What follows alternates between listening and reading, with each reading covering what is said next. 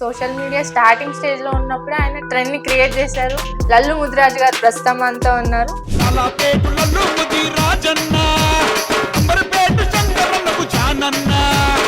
So recent గా BRS నుంచి కాంగ్రెస్ కి వచ్చారు.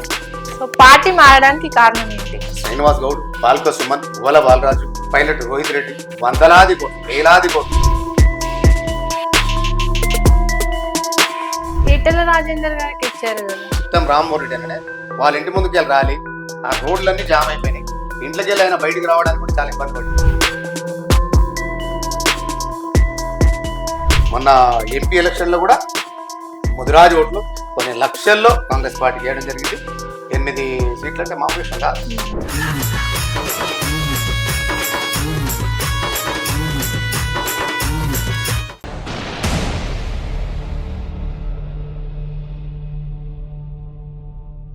హాయ్ హలో అందరికీ నమస్కారం. నేను మీ Ravulika. Welcome to social post TV.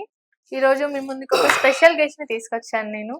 So ఇప్పుడంటే సోషల్ మీడియాలో ప్రతి ఒక్కరు పాపులర్ అయి ట్రెండ్ క్రియేట్ చేసుకొని ట్రెండ్ అవుతున్నారు. కానీ సోషల్ మీడియా స్టార్టింగ్ స్టేజ్ లో ఉన్నప్పుడు ఆయన ట్రెండ్ ని క్రియేట్ చేశారు. ఫ్యాన్ బేస్ కూడా చాలా ఎక్కువ. సో ఇప్పటికే అర్థమైంది అనుకుంటే ఆయన ఎవరో.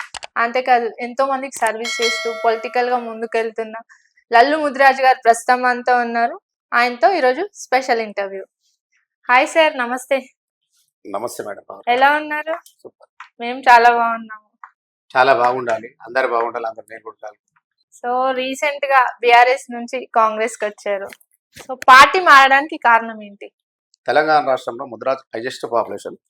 వాళ్ళకి ఒక్క టికెట్ కూడా ఇవ్వకుంటే ఇది ఎంతవరకు కరెక్ట్? కరెక్ట్ కాదు కదా. ముదిరాజులు అనే వాళ్ళు ఓట్లు వేస్తానికే పనికి రావాలన్నా, జెండాలు కట్టడానికే పనికి రావాలన్నా, దాని తర్వాత ఫ్లెక్స్లు కట్టడానికే పనికి రావాలన్నా. ముదిరాజులు అంటే ఒక లీడర్ని ఎవరైనా లీడర్షిప్ క్వాలిటీస్ ఎవరైతే ఉన్నారో వాళ్ళు ఎంబడ తిరిగిపించుకోవడానికి ఎవరైనా అవసరం అనుకుంటే ఆ లీడర్ని ఏమన్నా అంటే కొట్టడానికి వీళ్ళ ప్రాణదాయం చేసి కూడా జైళ్ల పాలైన వాళ్ళు ముదిరాజులు తెలంగాణ రాష్ట్రంలో దాదాపు వేలాది మంది ఉన్నారు. ఈటెల రాజేందర్ గారికి ఇచ్చారు కదా. లేదు చెప్తారు, వేలాది మందికి. అందులో ఈటెల రాజేందర్ని కూడా ఈ తెలంగాణ రాష్ట్రంలో శ్రీనివాస్ గౌడ్, బాల్క సుమన్, ఉవల బాలరాజు, తర్వాత దాంతో పాటు గ్రేటర్ హైదరాబాద్ లో కొంతమంది చాలా మంది ఉన్నారు. పైలట్ రోహిత్ రెడ్డి, ఇలాంటి వాళ్ళు వందలాది కోట్లు, వేలాది కోట్లు ఇవాళ కుంభకోణాలు జరిగినాయి. రాష్ట్రంలో వ్యవస్థనంతా నాశనం చేస్తారు. చిన్న భయభ్రాంతులకు గురి చేస్తున్నారు. ఇవాళ కలెక్టర్ దగ్గరికి పోవాలనుకున్నా, ఏదైనా ఫైల్ మూగాలంటే కూడా ఆ లీడర్, ఆ ఎమ్మెల్యే చెప్పాలా, ఆ మినిస్టర్ చెప్పాలా, SRO, MRO, RTO, collector, with in police department కూడా ఏమి చేయాలనుకున్నా కూడా, ఎవరైనా పోవాలనుకున్నా కూడా ఆయన చెప్తే మేము చేస్తాము, లేకుంటే లేదన్న ధోరణిలో నడిచింది ఇది బీఆర్ఎస్ పార్టీ ఉన్నప్పుడు. అలాంటి వ్యక్తులని కండ్ల ముందు ఎన్నో తీర్మానం మల్లన్న ఎంతమంది గురించి చూపించలేదు.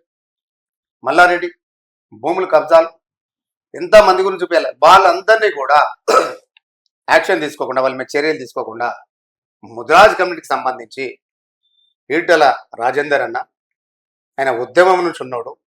ఆ రోజు కొన్ని సందర్భంలో నేను ఒక ఇంటర్వ్యూలో చెప్పారు, చూపిస్తా.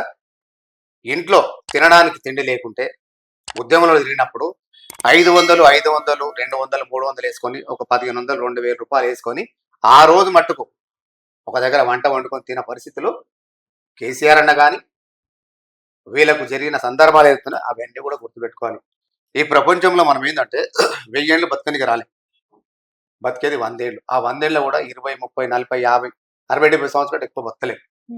ఇంత దానికి ఎవరో డిస్టర్బ్ చేసి, ఎవరో కడుపులు కొట్టి, ఎవరి దగ్గర గుంజుకొని మనం తిని సంతోషం ఉండదు. నువ్వు సంతోషం ఉండటంతో పాటు ఇంకో 10 మంది సంతోషం పెట్టేటట్లు ఉండాలి రాజకీయ నాయకులు అంతే తప్ప.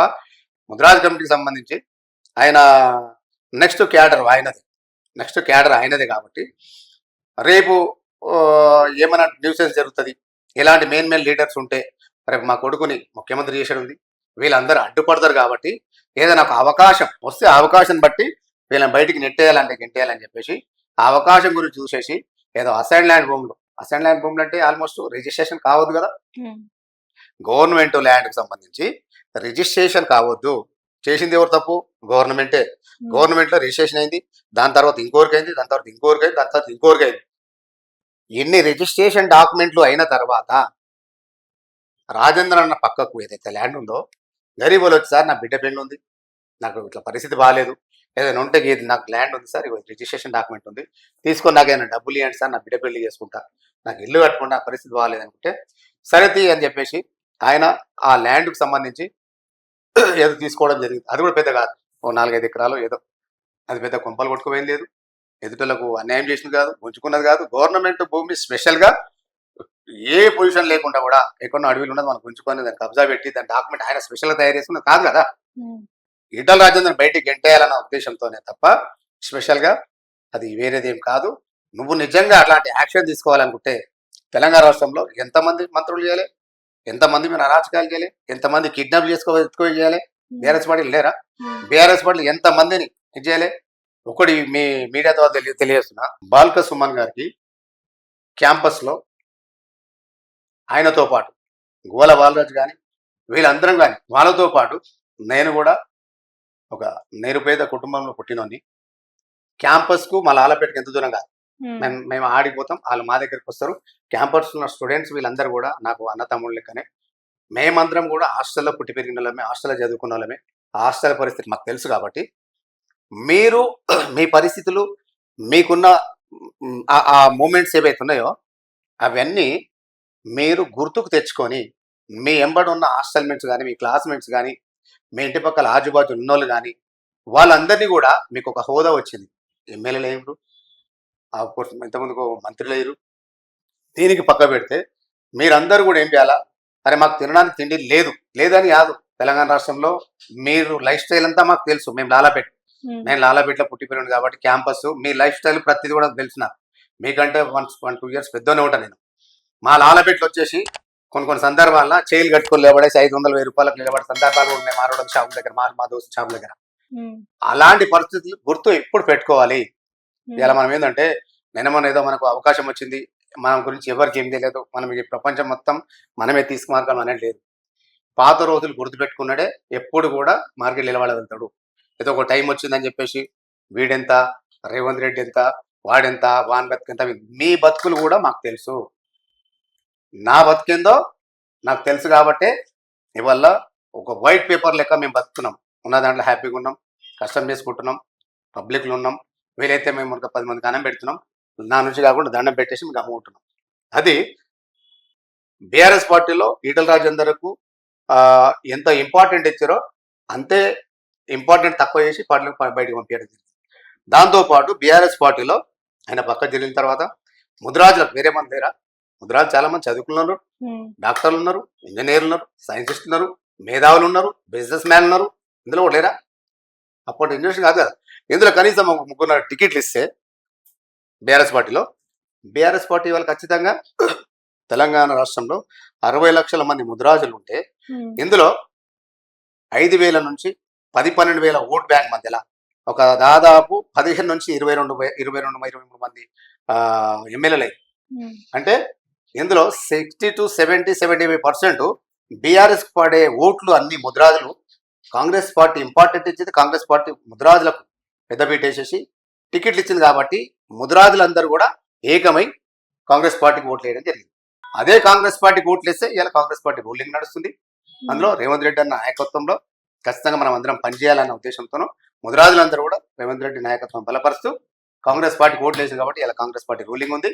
ఖచ్చితంగా అధిష్టానం తెలుసు, రేవంత్ రెడ్డి అన్నకు తెలుసు, అక్కడ ఉన్న మంత్రులకు తెలుసు, ఎమ్మెల్యేలకు తెలుసు. ఎస్, ఆ ఒక్క విషయంలో ముద్రాజు టికెట్లు ఖచ్చితంగా ఏమైనా కేటాయిస్తే ఏదైనా ఉండే అవకాశాలు ఉండినాము. కానీ బీసీ నాయకత్వం మొత్తం కూడా చాలా నారాజులు కాబట్టి ఆ రోజు ఓడిపోవడానికి కారణం ఖచ్చితంగా ఈ తెలంగాణ రాష్ట్రంలో కాంగ్రెస్ పార్టీ నిలబడడానికి ముఖ్య పాత్ర ఇలా ముద్రాజులు అని చెప్పి నేను ఖచ్చితంగా చెప్తున్నాను. ఎందుకంటే నేను ముద్రాజుల టికెట్ ఇవ్వలేదు కాబట్టి కాంగ్రెస్ పార్టీ టికెట్లు ఇచ్చింది.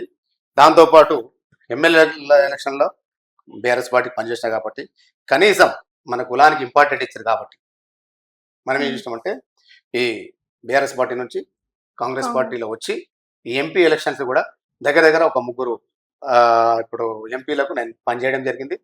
ఇదే ఆఫీస్లో కూర్చొని దాదాపు ఈ తెలంగాణ రాష్ట్రంలో నన్ను ప్రేమించే వ్యక్తులు చాలా మంది ఎస్సీ ఎస్టీ బీసీ మైనార్టీస్ అందరు ఉన్నారు కాబట్టి వాళ్ళతో పాటు ముదిరాజులు ఇవాళ ముదిరాజు కమిటీకి సంబంధించి లాలాపేట లల్లు ముదిరాజు వైపు తెలంగాణ రాష్ట్రంలో దాదాపు కొన్ని లక్షలాది మంది లాలాపేట లల్లు ముదిరాజు వైపు చూస్తున్నాయి.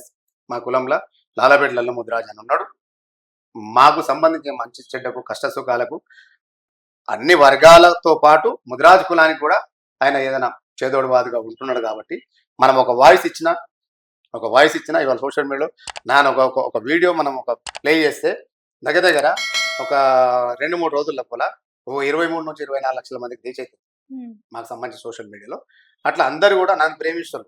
60 లక్షల మందిలో దాదాపు కొన్ని లక్షల ఓట్లు నేను వేయాలి నా దగ్గర అది ఉంది.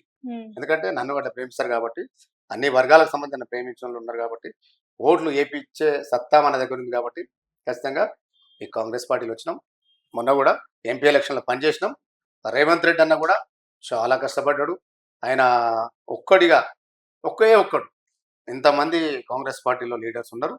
కాకపోతే ఏంటంటే ఎవరి మీద కక్ష సాధింపు చేయలేదు బీఆర్ఎస్ పార్టీ. ఎవరు రేవంత్ రెడ్డి అన్న ఒక్కరిని టార్గెట్ చేస్తే ఆ ఒక్కరిని డమ్మీ చేసేస్తే కాంగ్రెస్ పార్టీలో ఎవరు ఉండరు అన్న ఉద్దేశంతో కానీ రేవంత్ రెడ్డి అన్నని ఎంత డమ్మీ చేయాలనుకున్నారో గోడకేసిన బంతి ఎంత స్పీడ్ కొడుతుందో దానికంటే రెట్టింపు స్పీడ్ ఎట్లయితే రివర్స్ వస్తుందో రేవంత్ రెడ్డి అన్నని వాళ్ళంతా వాళ్ళు గోకి చేసేసి ఆయన తీసుకొచ్చి ఆయన సీఎం పదవి మీద చెప్పుకోవాల్సి వచ్చింది బీఆర్ఎస్ పార్టీలు. అయితే ఆయన దొంగ లెక్క, నక్సలైట్ లెక్క, ఒక టెర్రరిస్ట్ లెక్క ఇంట్లో ఫ్యామిలీ దగ్గర ఉంటే ఫ్యామిలీ దగ్గర నుంచి పక్కల నుంచి గుంజుకొని పోయారు. అందరూ షాక్. బీఆర్ఎస్ పార్టీలోని లీడర్ కూడా ఇదేంది పోయి ఇది ఏమంటారు అది అరాచక పాలన, ఇది ఒకటి నవాబుల పరిపాలన లెక్క, రజాకార్ పరిపాలన లెక్క ఏంది పోయి ఇంత అన్యాయం ఎవరు కూడా చేయలేదు అని చెప్పేసి చాలా మంది కూడా అందులో బీఆర్ఎస్ పార్టీలు ఉన్న వాళ్ళు కూడా కాంగ్రెస్ పార్టీ ఓట్లు వేసారు. ఎందుకంటే వీళ్ళ అహంకారం ఎక్కువైంది. ఎవరు కలవలేదమ్మా. మాలాంటి పెద్ద పెద్ద హేమాహేం మేము పక్క టైం తీసుకున్నారా, మీకు ఇచ్చినారా? కేసీఆర్ గారిని కలవడానికి వెళ్ళినారా?